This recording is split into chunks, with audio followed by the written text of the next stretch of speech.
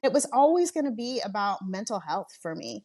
And that's really what these books are about. So it was for myself to be able to work through some of those things, to just work through a kinder message, and for many other people out there who want people to see through all the garbage that you have, all the baggage that you have, and having multiple people around you see through that and don't just cast you aside. Oh, they're too much trouble. Do you love science fiction and fantasy books? You found yourself in the right dimension. Welcome to the greatest podcast in the multiverse, where each week I talk to science fiction and fantasy authors about myth, magic, and the infinite possibilities of storytelling. I am your host, Herman Stuernagel, and I will be taking you on a journey with some of your favorite authors, helping you to get to know them and possibly uncover some new literary gems along the way. Ready to explore? Because on this show, every conversation is a doorway into a different world. Hello friends, I am just hopping on here real quick before my interview with Jenetta Penner, just to tell you about my Kickstarter that is currently running. It is for a special edition copy of The Bartender Between Worlds. If you're watching on video, I'm holding it up now, but it is a gold foil dust jacket special edition. It's got color illustrations and drink recipes and so much more. And the Kickstarter is running now. The special edition is only available there. So if you like cozy fantasy, if you like Jenetta Penner and the cozy fantasy that she writes, such as The Fellowship of Bakers and Magic, this might be right up your alley. I'll leave the link in the show notes so you can go check it out. The Kickstarter is going incredibly well. As of recording this, I'm less than 3 days into the campaign, and we've already hit the first 3 stretch goals. I am so excited and happy, and I thank everyone for their support. But yeah, so do check that out. You can also pre-order a standard edition that will be the market release in July. If you would prefer, I'll leave all those links in the show notes. But for now, please check out the upcoming interview with Jenetta Penner. So welcome back to the greatest podcast in the multiverse. I am really excited today to have a very special guest, Jenetta Penner. Welcome, Jenetta. Thanks. Thank you. Glad to be here. Yeah, thank you so much for coming on. And I see we have another guest in the background. He's in there. Almost all of my TikTok videos, so it's probably pretty apt. I love it. I love that he showed up first thing, right on cue. Yeah. I love it. So, so I found you via TikTok. I was familiar with some of your earlier works, and I found out through TikTok that you'd shifted into cozy fantasy. Okay. So we're going to talk a bit about that today. Yeah. But can you just get us started and tell us a little bit about who you are and your writing journey? Well, Jenetta Penner, and my writing journey kind of came later in life. In 2014, I just decided I wanted to do some more reading. I hadn't done it in a long time, and I've run multiple businesses over my life. And so I'd read quite a few like business books and things to, increase your business and stuff. So I've done that over the years since college, but not much fiction, anything for real pleasure or anything like that. And I really enjoyed that as a child. Reading, that was one of the things that I did. And I just kind of outgrew it or whatever, and just or moved on. And so I decided I wanted to read something. And so I had heard a lot about the Hunger Games, and I picked it up, and I really loved it, like flew through it, just loved it. And then of course moved on to like Divergent and The Giver and like all these dystopian novels. Like I really was into it, and did that for a couple months, and then got an idea in my head for a dystopian, because I'd read I was reading all these dystopian and sci-fi-ish, dystopian-ish books. And over that whole year, I read about 40, which isn't a lot for people on Book Talk and stuff. But for me, that's a lot too. Going from nothing, not reading anything to reading 40 books in a year was a huge amount. So I got this idea probably at the end of the year. Maybe I had been reading these books for like 3 months, and I got this idea. And I sat down and I wrote a chapter, or I wrote, a first scene or something. And, I started to write it and was just like, okay. And I didn't tell anybody because I was kind of embarrassed about the whole thing, because again, it was like, I'm basically middle-aged at this point, and you're going and you're doing something that most people don't do, most Right. people Yeah. don't set out to write a book. And especially the fact that I had been reading The Hunger Games and Divergent. So of course my series needed to be a trilogy. So I was thinking of writing three books, Right. even though I was just on this first chapter of writing a scene, a thought that I Yeah. had. And, so I wrote this first chapter, didn't tell my husband for like a month, was just kind of like working through this first chapter and like rewriting it and thinking about it and all this stuff.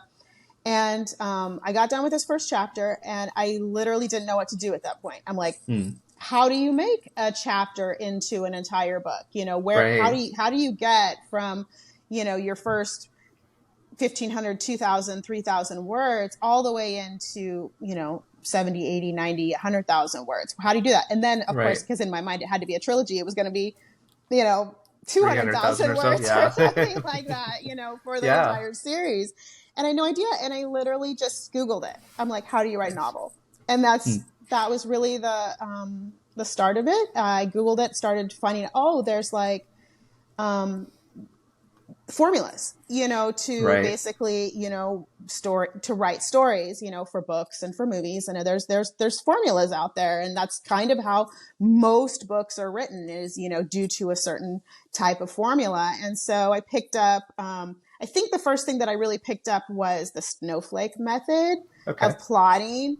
And it was completely overwhelming for me. I'm Yeah. actually kind of I'm kind of a pantser, probably one of those more plantser type people, where I kind of want a skeleton, but things change too much in between for me to really have like, entire laid out plots. And so it was completely overwhelming for me, but I kind of trudged through it and made myself a plot, not quite as Nice. detailed as they were for the whole method, but I made myself a plot and wrote the book, and spent basically a year teaching myself to write. I forget the name of the website now, but it's a website that basically allows you to upload your chapters and you can Okay. get feedback, and basically you Yeah. get credits for giving other people feedback, reading their works. Okay. And then, so a lot of times you'll kind of gain like a group where Right. you have like this group of people who are, they're reading your stuff, and so I would get feedback on it and stuff, and, make changes and everything. So it took me about a year to write that first book.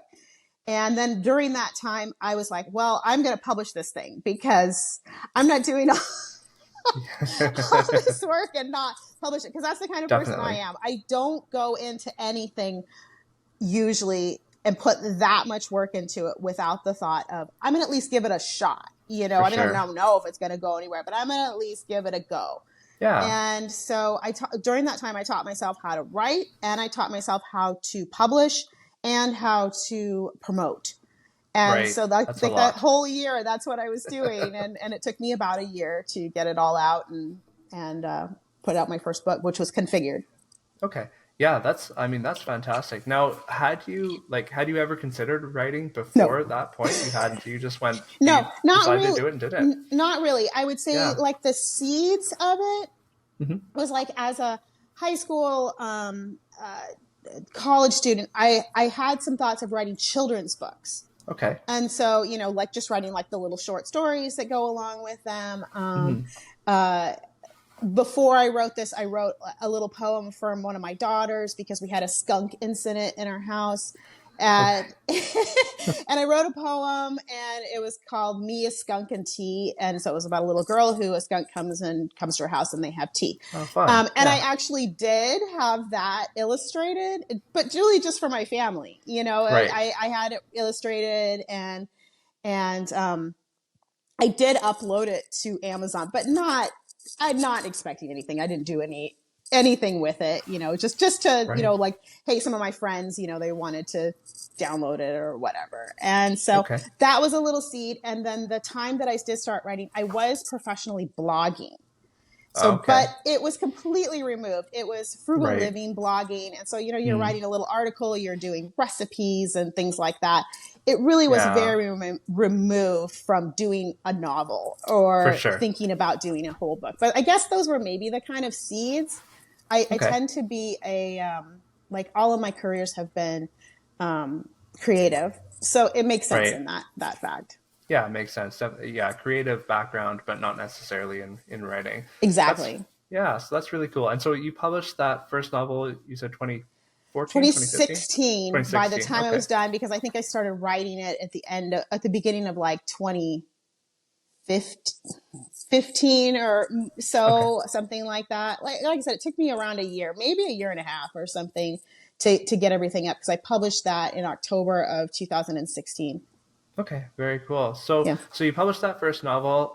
You obviously wrote quite a bit after that. I What's your did. motivation in writing? Like, why did you continue with that journey? Well, my first novel was successful. I mean, it surprised me in a way Hmm. of like, that it basically earned out, within like that first month, Oh of wow. what I had invested into. Obviously not the time, Right. the year of or more of working on it, but Yeah.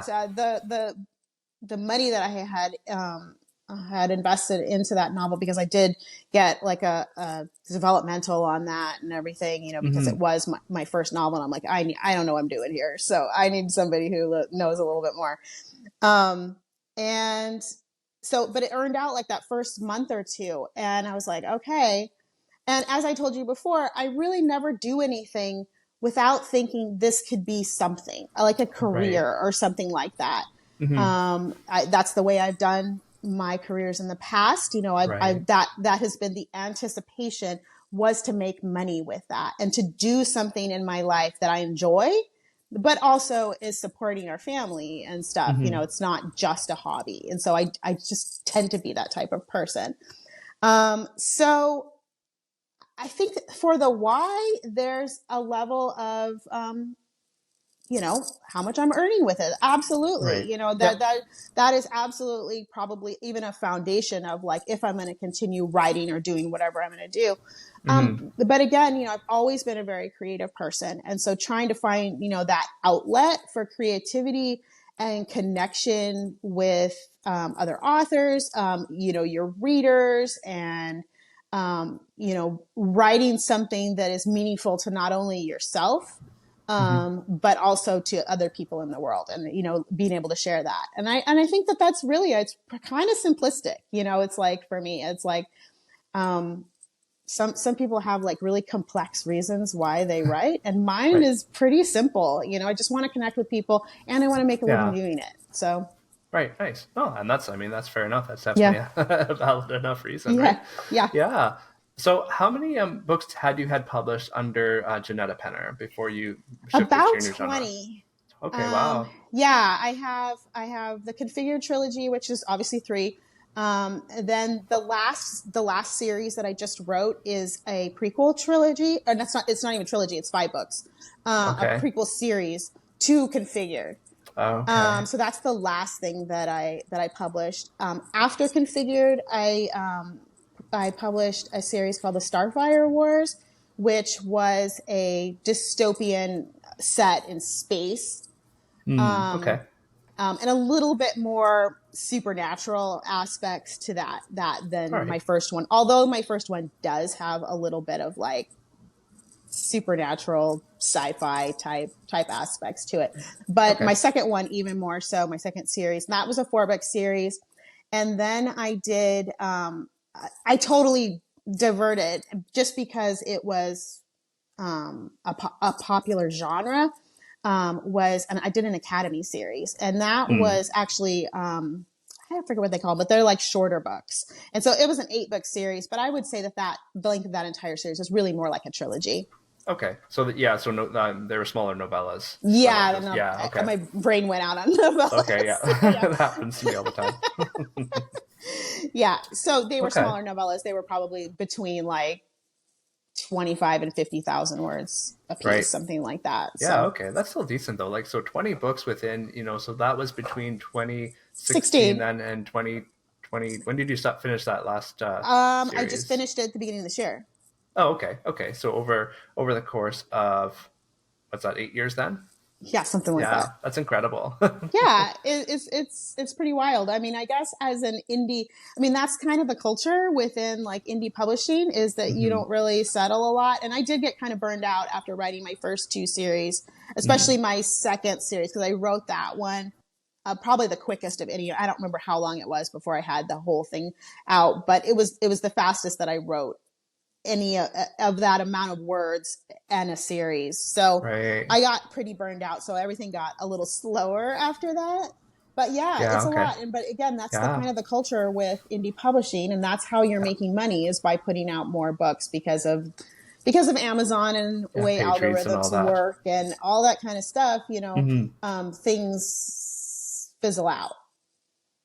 Yeah. As you're writing as an indie, I found that with Configured my high point with Configured was 2020, and I actually even secured a movie contract Oh, really? during that time, and they didn't end up renewing after that because I think that dystopian has it gained a lot of popularity during 2020. People were like, "Oh yeah, dystopian," then they're like, "We're We're tired done with dystopia. of dystopia. We're kind of living in dystopia and we're Yes. done with it." And so I saw like a massive increase. That was my best year ever Oh, wow. for that series. And then all of a sudden it's like, it's barely selling at this point. Like I can Yeah. barely Okay. give it away.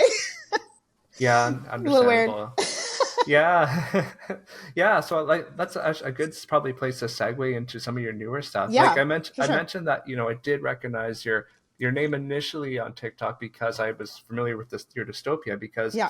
I mean, while I was writing my first book, which is also a dystopia, Mm-hmm. I was obviously looking at comparables, and then my latest book, which is a cozy fantasy, I was looking for comparables again, Right. So I popped up again. and Jay Penner pops up. I'm like, this can't be the same Jay Penner. It's just, and sure enough, it was. Who's now writing horrible things happening in the world and then going to writing like, oh, we're sitting down and we're having tea. Exactly right. So, can you Yeah. talk to me a little bit about that shift into this new genre for Yeah. you, Yeah, I and can. why you moved? Yeah. Um, it was a mental health journey for me. And that is the case for also, I mean, you talked,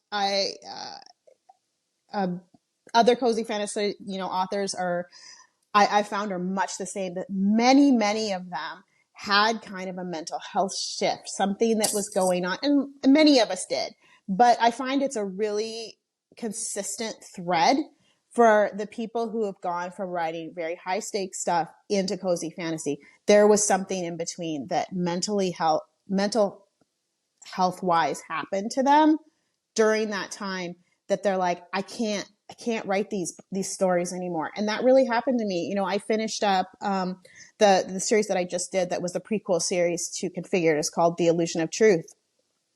And honestly, that that whole prequel and I didn't set this up during the time, but the reason for Configured starting is there was a virus 100 years before, and then that progressed into what Configured was. And so Right. the prequel was a virus that was Yeah. killing Right. everybody, and I Yeah. started writing that right before the pandemic. I started writing that series. And so writing a 5-book series about terrible things happening and including the same things on an, exponential level, but the same things that we're all going through. Yeah. Obviously, it's like it became that last book was a very, very difficult for me to write. I was having a Right. lot of issues, just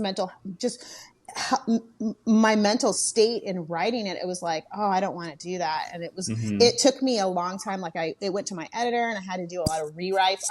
Unsurprisingly, I had to do a lot of rewrites on that book because it just Yeah. wasn't coming to me.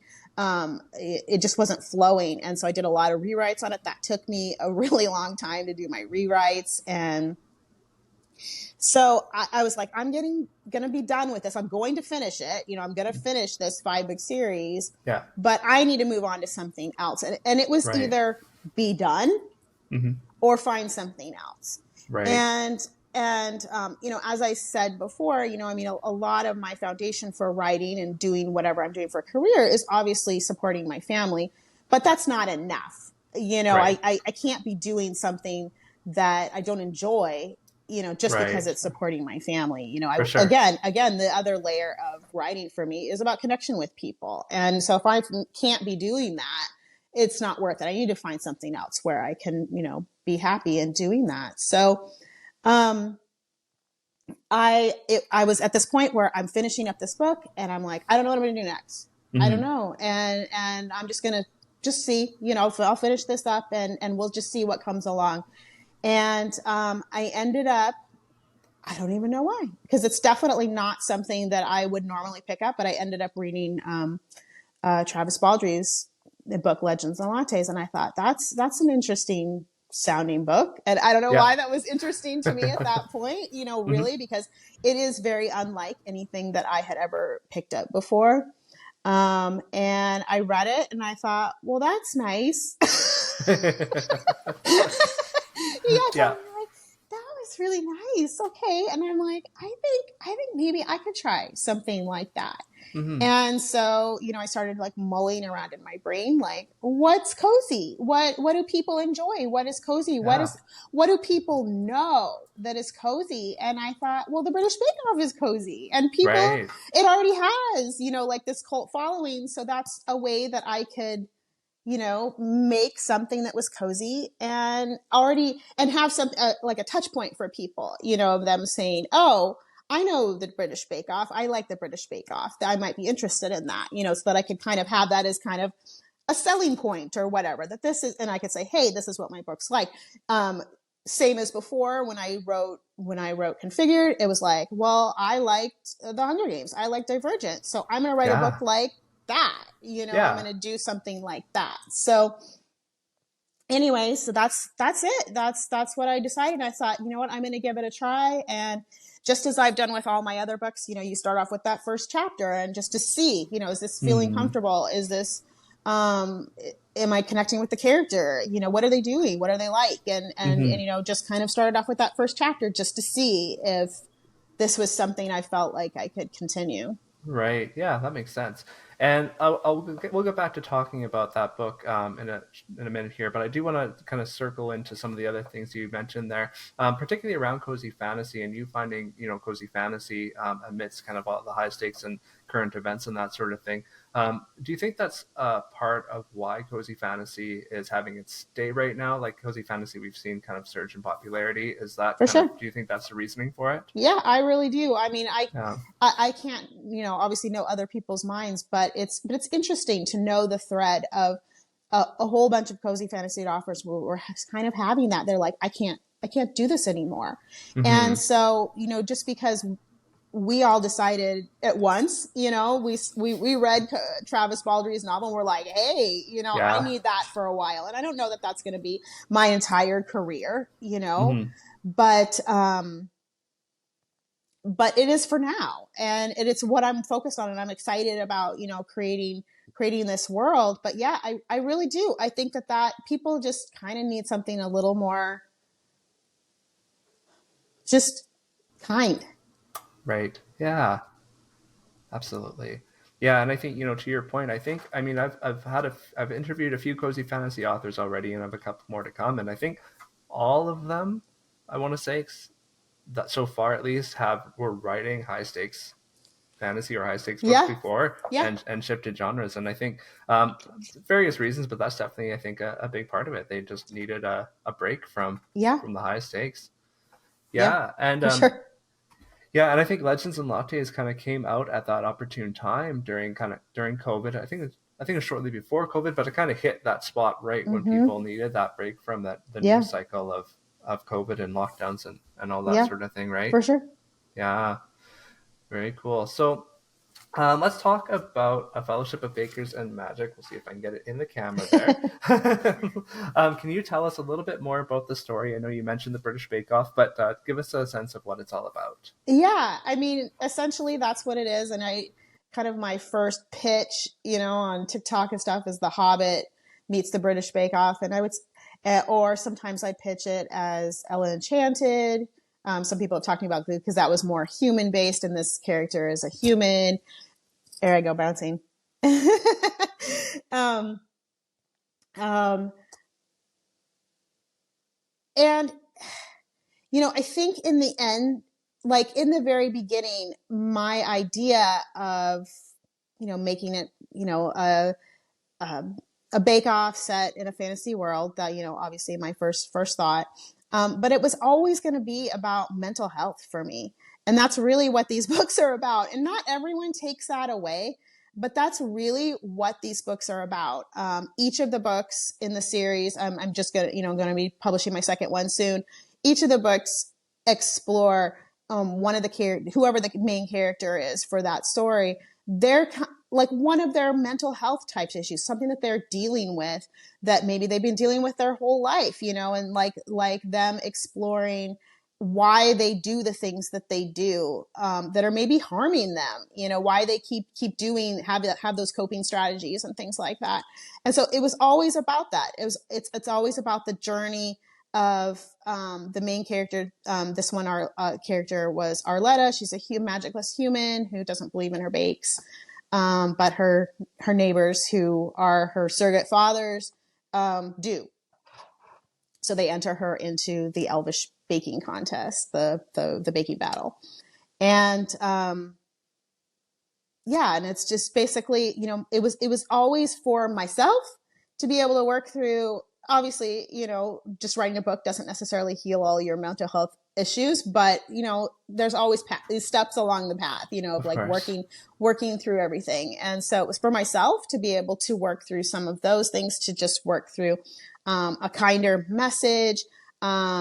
It's definitely wish fulfillment for myself and for many other people out there who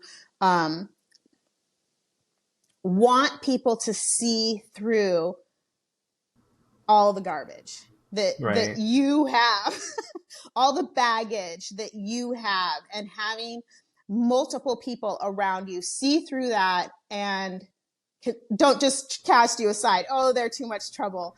Oh, yeah. or whatever. I mean, in this book, Arletta's kind of a lot of trouble. She's got a ton of walls around herself, but the people who come around her as her friends see through it all, and they kind of like wait for her to work through that. So, there's a huge amount of wish fulfillment there for many people, including myself.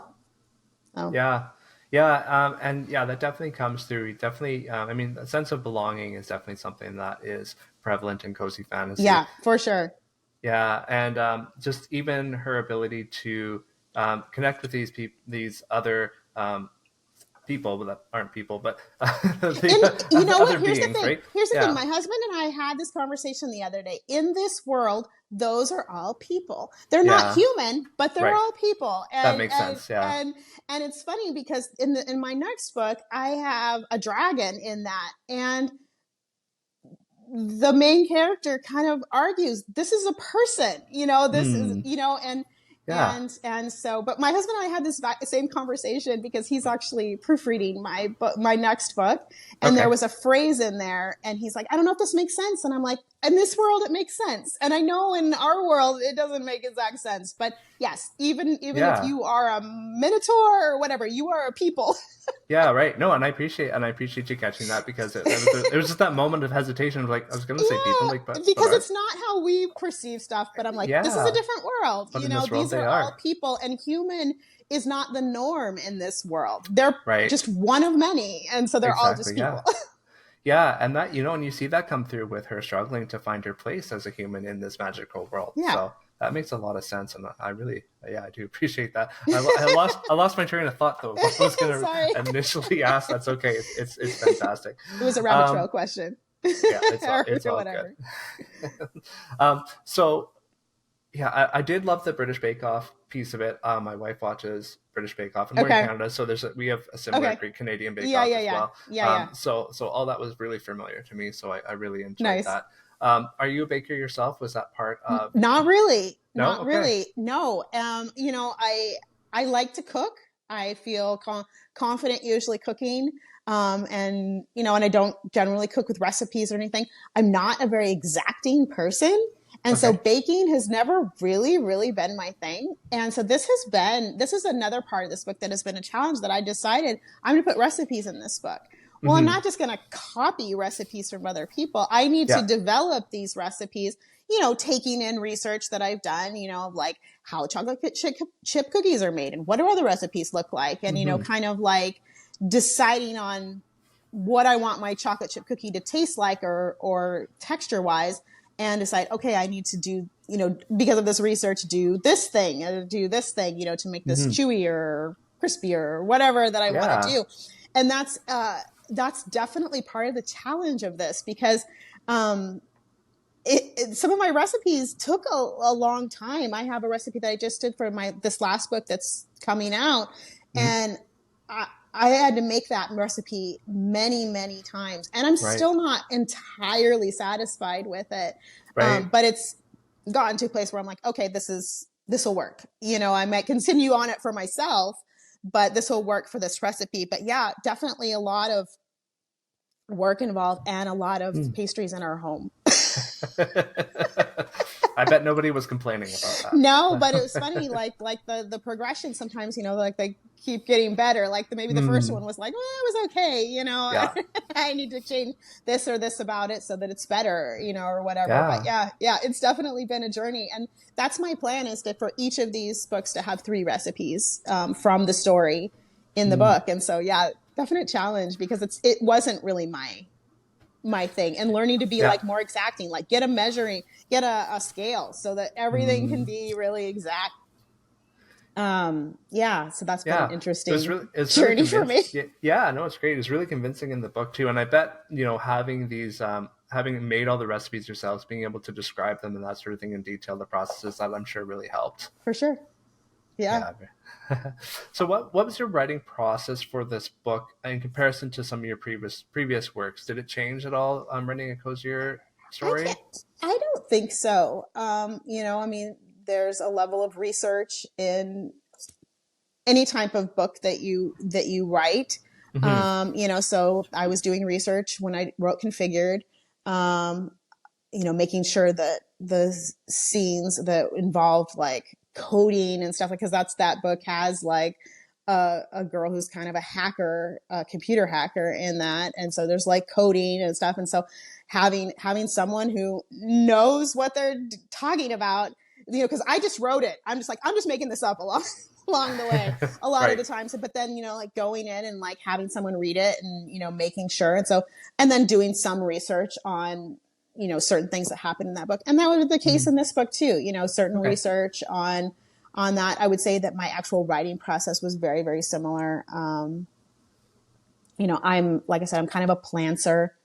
I have a hard time envisioning a whole like scenes and things like that until I'm like waist deep in them and can kind of look around, like what is happening. And that did not change at all for the process of writing this book. It was really very, very similar.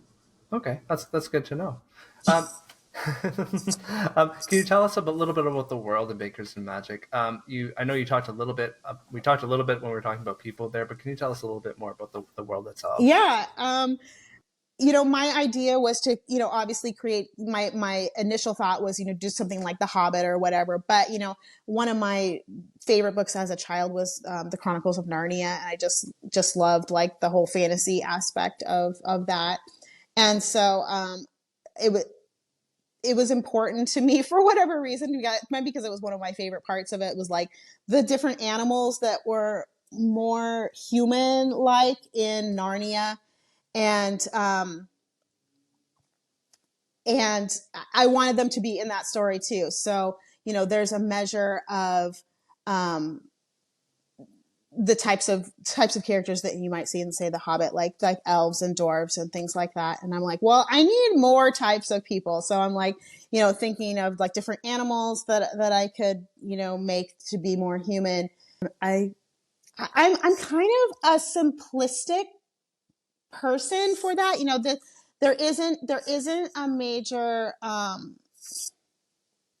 like the magic is very simple in this book. Hmm. There's nothing super complex about, the magic system that's mentioned or anything. I know that there are other Yeah. authors that have like these, crazy magic system stuff. And I'm like, yeah, I just kind of made it up because I wanted the magic in the story.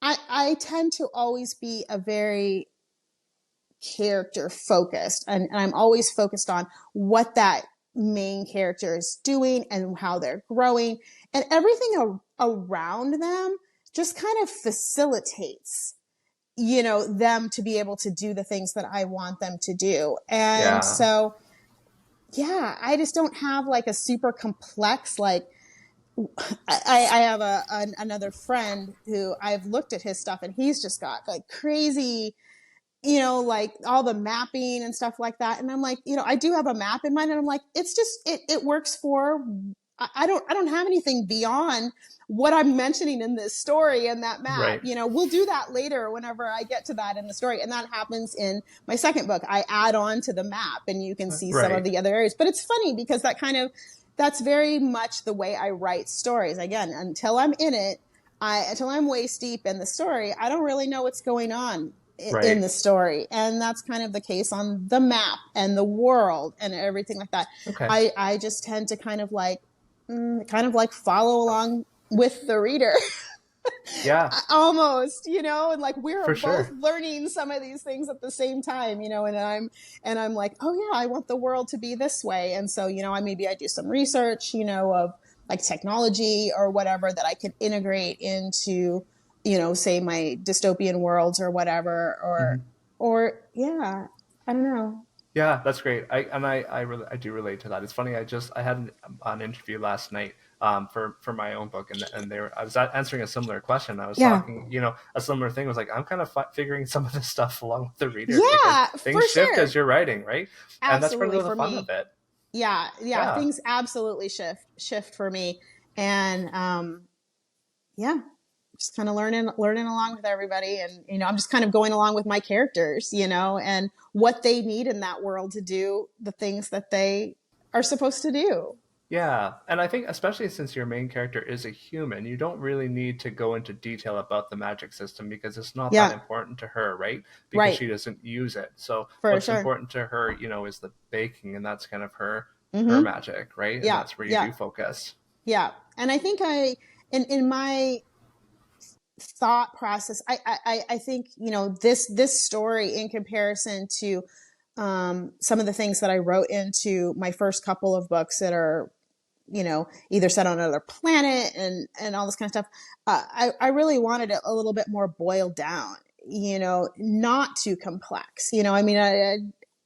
I was really just wanting to focus on relationships and the arc of the Yeah, character and stuff. And that was really the point. And to the next point that those characters are going to drink tea, right. or whatever. So, Yeah, and yeah, yeah, I love it. Were there any challenges in shifting to a cozier tale, having written high stakes narratives for so long? I don't think so. Not No. not for me. Okay. No, I really don't. I know I think I was ready. And, as I Right. said, I'm finishing up that last book in my series and Hmm. my dystopian series, and I was just ready. I was ready for that. I was ready for something that was just kind and just focused on really simple things. Again, when are they going to sit down and have some tea, and in between, baking something and having a competition or whatever. When are they going to sit down and do that? And what's the next cozy thing going to be? And I did want to write some small amount of stakes into this book, and I did that. And that my next book will be the same. Small amounts of stakes, mostly just for the character. You know, and their growth and stuff. But every time things would maybe get a tiny bit tense because it doesn't get extremely tense, you want to cut it to the next scene where something sweet Mm. happens, Right. either they, have a pep talk, or, or they make something delicious or whatever that kind of just cuts, the tension of that scene. Right. Yeah. and that's what I wanted to do. And yeah, I don't really feel like anything was that much different for me. Okay. It, yeah, Yeah. it No, just that's was. great. I was just ready to do that. It was the time in my life that I was ready to move into this place. So it didn't Nice. feel uncomfortable at all. Yeah, well, that's great. Yeah, I like a couple other authors I've talked to have talked about having to hold themselves back from letting the tension get too high, right? Yeah, But everyone's process is different, so that's really yeah, really cool to yeah, hear. yeah, for Yeah. sure. So how about the next book in the series that's coming out later this year? Yeah, it's actually Yeah. probably coming out in June. Oh, wonderful. I plan to do a pre-launch box on TikTok. And Nice. so for a couple weeks, I'll sell that before I actually launch on Amazon and all of that. Okay. Yeah, so hopefully that's going to be June. Basically, right now I'm waiting on a proof. My husband is uh, is reading it just for looking for any grammatical errors or anything like Yeah. that or anything that's off. And then so I'm getting the proof. I'll fix any of the errors and make sure that the proof looks good and everything. And then I can order the books for TikTok. But that takes a couple of weeks. And since it's only about 2 weeks that it takes you to get like all of those like pre-release copies. So yeah, so I'm hoping like end of June. I think that that's probably realistic. By the time I get all the copies and everything, that that'll launch wide.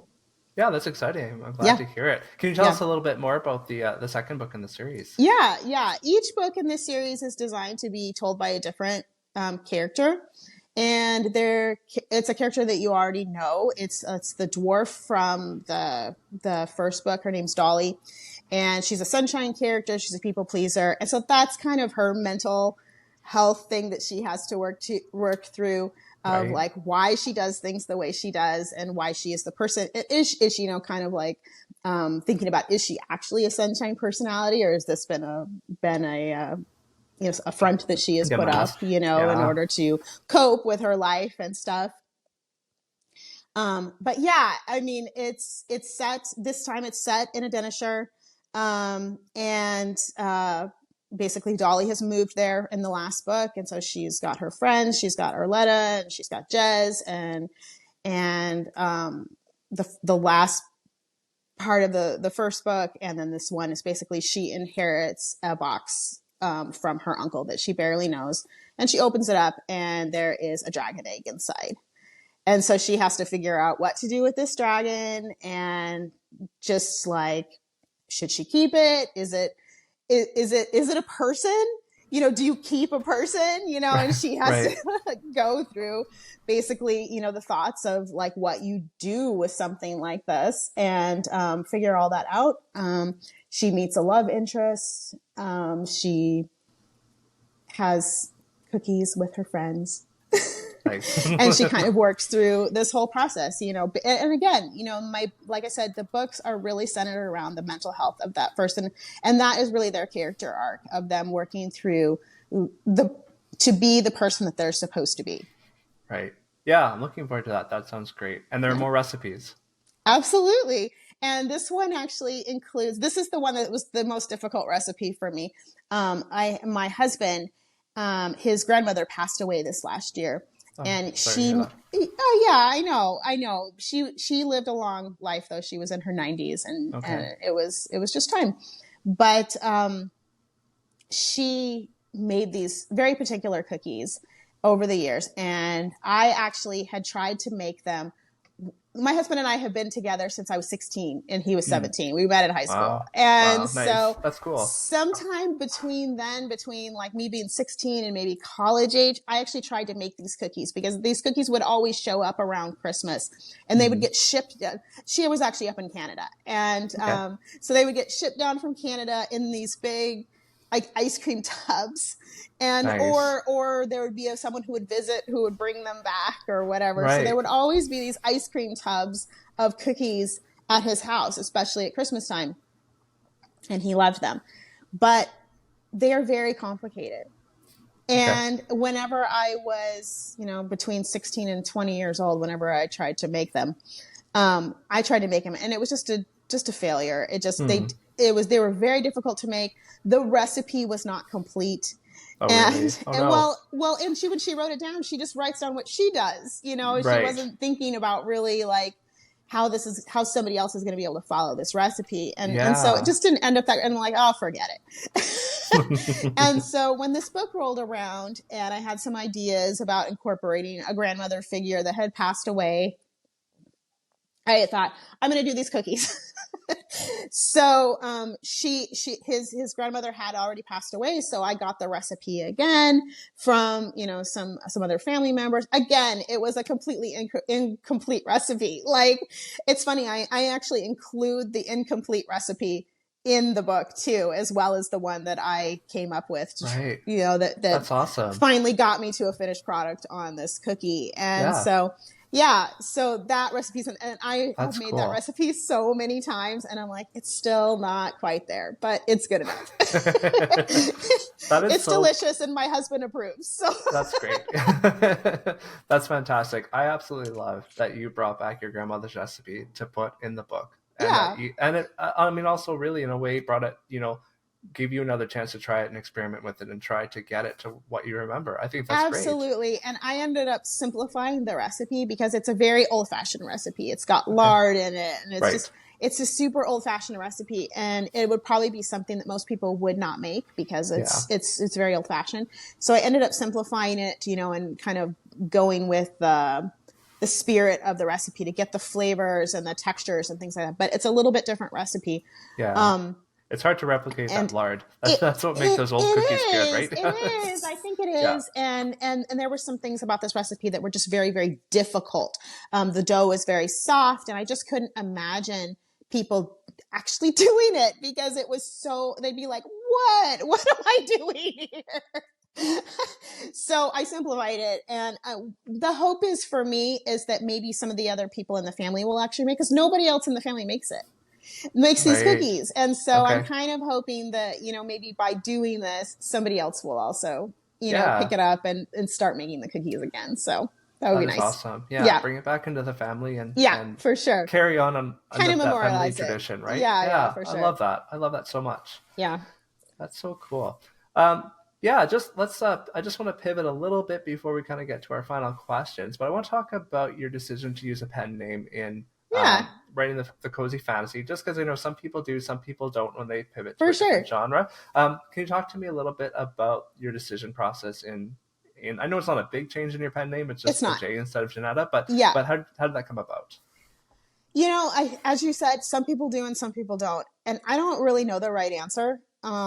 I think some people have good success of continuing on just having the same pen name. And some of the advantages of doing that is you don't really have to pivot into another social media name and channels and like spread yourself too thin. Cause that's basically where I'm at now. I don't maintain my Jenetta Penner at all because it's just too difficult to be able to post on TikTok and Instagram and all this kind of stuff. It's just Yeah, it takes it's a up too lot for much. even one name, right? It is, Yeah. and it takes up too much of your mind, to be doing that. And then when you're able to pivot to kind of a different set of ways of thinking, like my posts on my Jenetta Penner pen name on TikTok are going to look different than the ones that, and you got to kind of pivot back and forth, and it's like Yeah. really hard. So if when you stick with one, you can kind of just stick with one and kind of do that. And Hmm. I think there's a lot of beneficial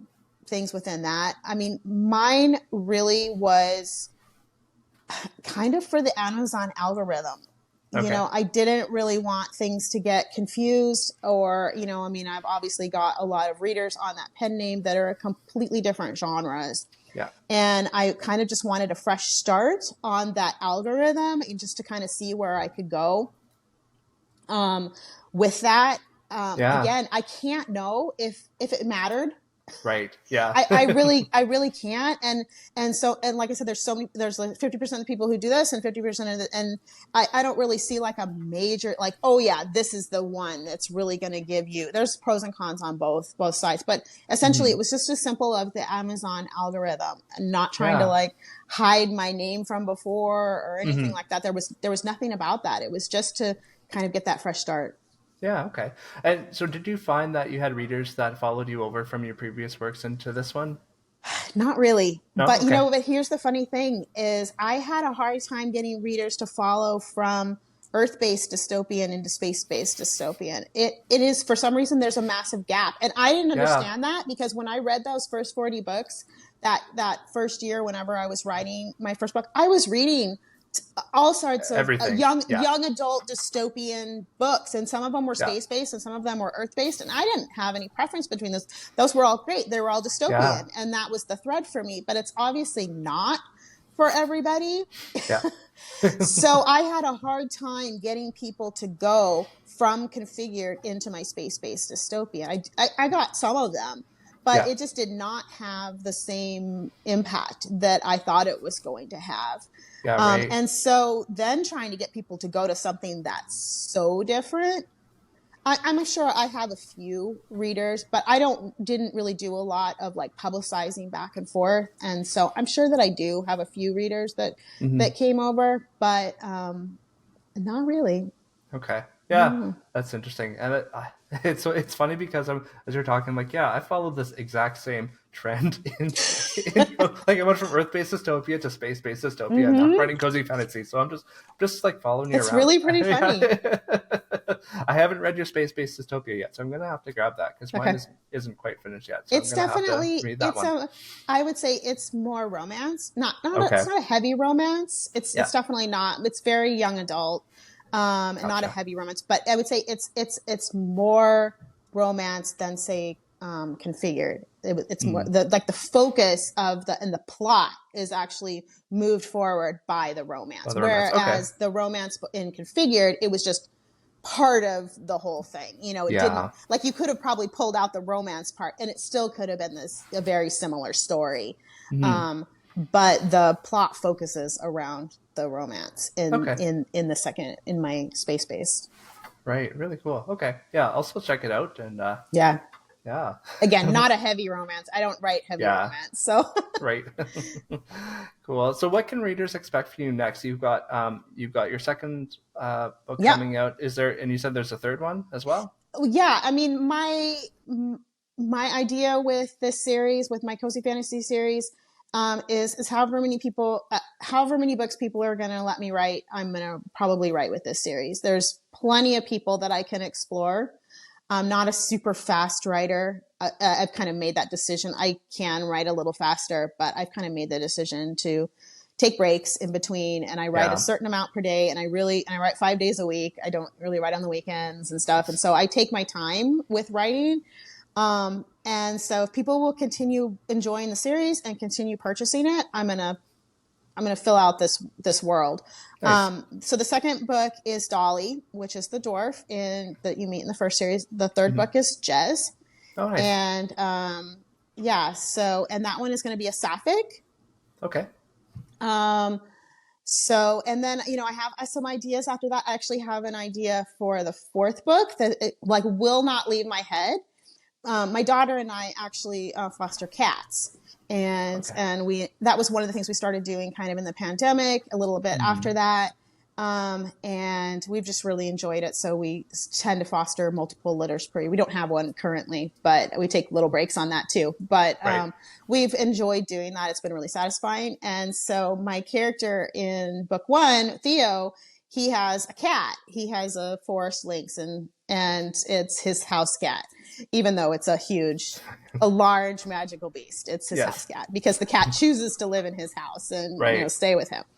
And so he loves cats. And so my idea, because of my own personal experience with cats and, fostering them, is that Theo, this is my working idea. Theo gets cursed with some sort of spell, and it basically makes cats attracted to him. And in this world, that has not really been a thing. People haven't mentioned having a whole lot of pets and stuff. Only Theo is the only one mentioned. And so he is forced to start a cat cafe and learn to and find homes for all these cats that are attracted to him. Yeah, that's really so great. that's the idea that I can't really get out of my mind. And again, just kind of going through those like cozy themes, and people cat cafes. Okay, Yeah, definitely. we're gonna go with Definitely. that. So That fits. yeah, so that's probably my fourth book. And then there are the two orc neighbors who Mhm. are dad aged, they're middle aged orcs. I'm kind of thinking of doing a prequel type of their story. Cool. So Cool. that's what I have right now. There definitely are more people that could be main characters in these stories, but those are kind of that's what I'm working I around. love it. There's no shortage Yeah. of ideas in this world that you've created. Absolutely. I love it. Absolutely. Do you see yourself ever going back to more high stakes writing it ever again, or do you think that you're on the cozy track Yeah, for I'm now? definitely not ruling anything out. Yeah. I have had multiple careers in my life. I thought I was going to be in music. That's what I went to college for. I did not end up doing that. And immediately out of college, started a wedding photography business, even though I had never shot a wedding before and had never had an interest in photography.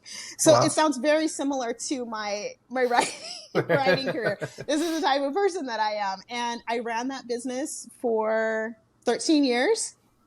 So Wow. I Good did for you. that and Yeah. had no idea. And then that business died in the recession, like Oh. 2008, because it Okay. was a luxury Yeah. item. And so people stopped purchasing as many luxury items during that time. Right. And I immediately pivoted to frugal living blogging. And so, Great. and that was not on my radar at all. I'm just like, okay, I'm doing this now, and this Fell is into going to it. be my full time job. I'm going Yeah. to do That's this. great. So I Yeah. immediately pivoted to that. And then we actually adopted two girls from foster care, and they came in several years later. And that's what I ended up doing during that time. And Hmm. then, just the frugal living blogging, and actually made a living off of that. And, then just started writing. And so things just kind of like come at me. Yeah. And then we're like, oh, sounds interesting, and Nice. it's generally not always a long-term plan or something that I had mulling in the back of my mind for a long time. Sometimes it's Hmm. just something that pops up and I'm like, that's interesting. Let's Yeah. explore that and see if we can make something out of that. And that's what I do. So, again, whenever I was finishing up my dystopian, and I'm like, okay, it's either nothing or maybe something completely different, or I need to find Hmm. something else to write about, Yeah. something that's gives me a little bit more joy. And the Legends and Lattes just came up, and I'm like, okay, we're going to pivot to that. And that's kind of how I feel about my life. It's like, I'm probably, if I decide that I want to go back to something else, then I will. And if I decide, no, I'm done here. This part of the season of my life is closed, or done or whatever. I'm fine with that too. And it might just Yeah. be something that I have no idea what I'm going to be doing. So Great. Yeah. Well, that's great. They say that the key to being an indie author is being able to be flexible. So I think you've got yeah, yeah, that, which is great. So yeah, Jenetta, this is the greatest podcast in the multiverse. yeah. Can you tell our listeners about how, in a parallel universe, a different decision might have affected another version of your life? Yeah, it's funny because I've had many years thinking about how different decisions, little decisions. I'm that type of person who watches the movie, who there's some sort of alternate universe of somebody, and I'm like, their life would be so different because every little decision that you make along the way puts you off on this. And so I like my brain, whenever I say that, I'm like, if they're anything alike, it's like that doesn't make sense because that would set Yeah. you off someplace else.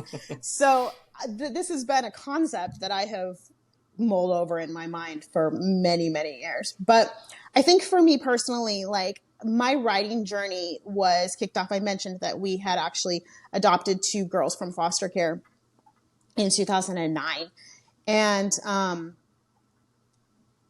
I think that decision is kind of what set me eventually in 2014 to writing. Okay.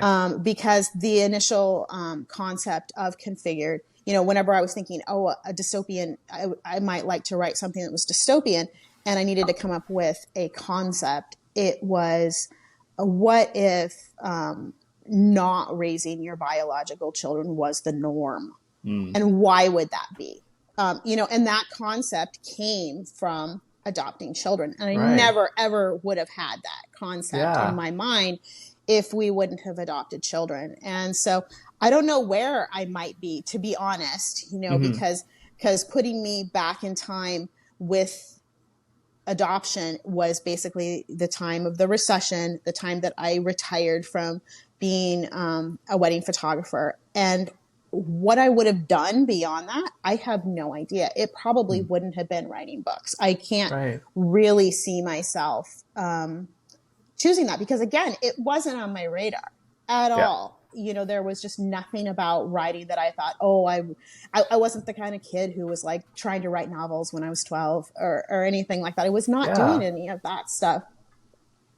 So our decision to either adopt or, remain childless, that's basically what it would have been. It obviously would have changed our family dynamic completely, Right. but I don't think I would be writing either. And so Configured never would have been. That is, to me, those are the most interesting stories where it's something that seems unrelated that changed, your entire career. And now you have, 22 some odd books out. Yeah, for sure. Because of that, right? Yeah. And like awesome. all the other things that come along with of course. But I'm just saying, the million other things that come along with, the concept of adopting a child or having a child, and it kind of changing your course of your life, basically. Yeah, it's kind of weird how you think about how the little things too, not just I don't know what I'd be doing without that. Yeah, it's not like your life would be the same as it is now, just without kids. It would be completely different. Entirely different. I would not be an author. I could pretty much say that. I don't think it would have come onto my radar to do it. Yeah, that's cool. I love that. Thank you so much for joining me, Jenetta. Yeah, you're welcome. Yeah, can you tell our listeners where the best place to find you and your books is? Probably the most accessible place is Amazon. That's where most of my books are. They are available on a few other sites like Barnes and Noble. You can get the print copies on Barnes and Noble. You can also buy signed copies on TikTok and from my shop. That's probably best. Awesome. I'll make sure to link all of those in the show notes. Okay, thank you. Thank you once again for joining me. Thank you for joining me. If you enjoyed the show, like and subscribe on your favorite podcast app or on YouTube. You can find me on Facebook and Instagram at Greatest Podcast in the Multiverse. As well, you can help support the show by supporting me on Patreon. For as little as $5 a month, you can get early access to the show, as well as submit your questions for my upcoming guests. I hope to see you next time. Bye now.